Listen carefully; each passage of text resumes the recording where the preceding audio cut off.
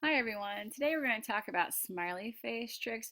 We're going to take some notes, so make sure you have your spiral or your computer handy. And we're also going to practice, so make sure your writer's notebook is handy as well. What are smiley face tricks?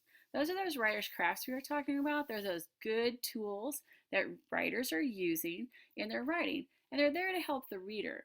As a good writer, you're going to want to interest your reader, draw them in, invite them into your writing. You want to help them make connections to what you're saying. You want to provide good imagery so they can imagine and see what you're writing about. It's all about that show, don't tell, making sure that your topic is something we can imagine and picture. Now, we can use smiley face tricks in any kind of writing. It can be narrative, stories, it can be in persuasive or expository writing. They really show up everywhere. Now, there are 8 different types of tricks. We're only going to talk about one today. We're only going to learn about Magic 3. We'll look at each trick on their own as the year progresses. So right now, we're just interested in Magic 3s. So let's get started learning about those. This is our basic definition that I want you to write in your spiral or on your computer in your notes section. Really what a Magic 3 is it's just one sentence where you have your subject doing 3 actions. Now, these 3 actions are going to create a rhythm to them. And they're going to also add some support to the main point you're trying to make. Now, well, remember we talked about show, don't tell. Magic 3 works really well with show, don't tell. This is a telling sentence. In the woods, I listened, climbed, and growled. Now, this is just a telling sentence because even though I have a subject I, and I is doing 3 actions, listen, climb, and growl, we really don't know anything more, so we can't picture what's going on. We're just telling what's going on. But instead, when the author goes on and makes it a showing sentence, it looks much more like this. In the woods, I would spend hours listening to the wind rustle the leaves, climbing the trees to spy on nesting birds, and giving the occasional growl to scare away any pink flower girls who might be riding their bikes too close to my secret entrance. I love this sentence because look at all that details. Now we still have our subject I, but now we have verb phrases, and in those verb phrases we have our verb and then a whole bunch of information about what's going on. And I love that about it because now we can actually picture it. We can imagine what's going on and we can see it and feel it right along with that character who is experiencing the woods. And this is what makes this one a showing sentence. Now I'm going to show you a bunch of examples of Magic 3s, and I want you to pick some of those examples and write them underneath your definition in your spiral or on your computer. If you ever have to return back to it and say, well, what's the smiley face tricks Magic 3 again? Then you'll have some examples to show you. So only pick the ones that will really help you. You don't have to write all of them down because there'll be quite a few. So the first one is a really basic one. This is the one I think all 7th graders can handle. Robbie washed the dishes, made his bed, and walked the dog all before he went to school. So you see, you still have your subject Robbie, and Robbie's still doing 3 verbs. We have 3 verb phrases.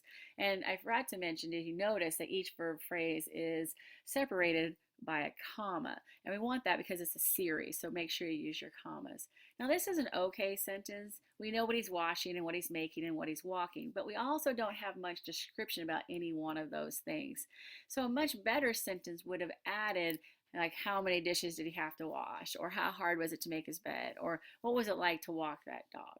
Now here's a great example, much better. We're going to look at one that kind of aspired to greatness here.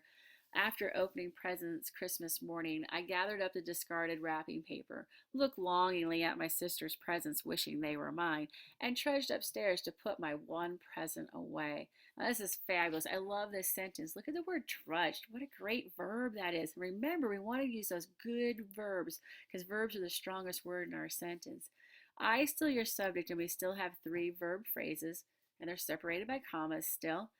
And I love this one because we can actually feel the heaviness in her heart, and we can imagine what she's thinking about her present and Christmas morning and the sadness that she might feel. This is a great showing example. Another good example that we have is even before the end of the game, Amy knew her team would lose miserably, began to feel a hollow pit grow in her stomach, and dreaded the long drive home. Now, this is a great one because we can actually connect to it. We all know what it feels like to lose and how miserable we feel. We all know what it's like to dread the car ride home when you have to talk about the game and analyze it. And so this is a good example of show, don't tell because we can connect to Amy and understand what she's feeling. And those verb phrases do a good job of adding details. Let's look at some from literature. This, again, is a pretty basic one. Farther ahead, she saw 5 great white geese pecking at grain, stretching their long necks and flapping their broad wings. This is still a real basic one that we can all probably do. The geese are doing 3 things. They're pecking, stretching, and flapping. And we get a little bit of description with those. A little better one from literature comes from the Phantom Toll booth. The late afternoon sunlight leaped lightly from leaf to leaf, slid along branches and down trunks, and dropped finally to the ground in warm, luminous patches. What great word choice that is. Now, the thing I love about Norton Juster, what he does in his, is he also uses some alliteration, leaped lightly from leaf to leaf. And that's great. Just kind of drop that alliteration in along with your magic 3, because the sunlight is doing 3 actions. And it's also a great metaphor use in there as well. Now, in the Phantom Tollbooth, there are all kinds of magic 3s. And here's another example, one with some alliteration as well. He tiptoed timidly up the 3 wooden steps to the door, tapped lightly, and leaped back in fright. And I love that because we can actually feel how that person may have felt at the door when they were scared and a little timid. And great word choice that is.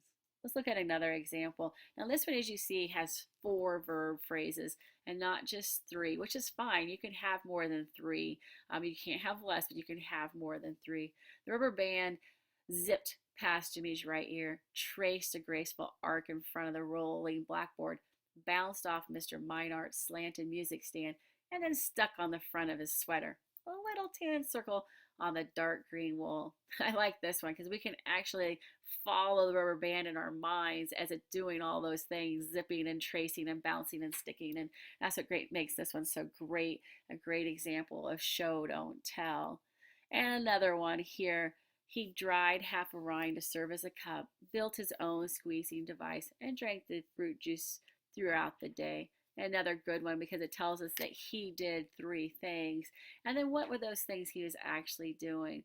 So with the magic 3, you're going to have a subject again, and you're going to have at least 3 verbs and verb phrases. And don't forget to use commas to put after each verb phrase to show that it's a series. Here are just some reminders I wanted to give you. For us, with Magic 3, it's going to be action verbs only. We're not going to put a series of adjectives and nouns. Now, you can write like that, but it's not exactly what we're looking for. Well, when you look at the adjective one, the soft, brown, fluffy puppy ran around the room, or the noun one, the dogs, cats, and mice were sold today. Those are just kind of a series, and we want more description, and we're going to use action verbs. Again, reminder, don't forget to use those commas to separate each idea in your series.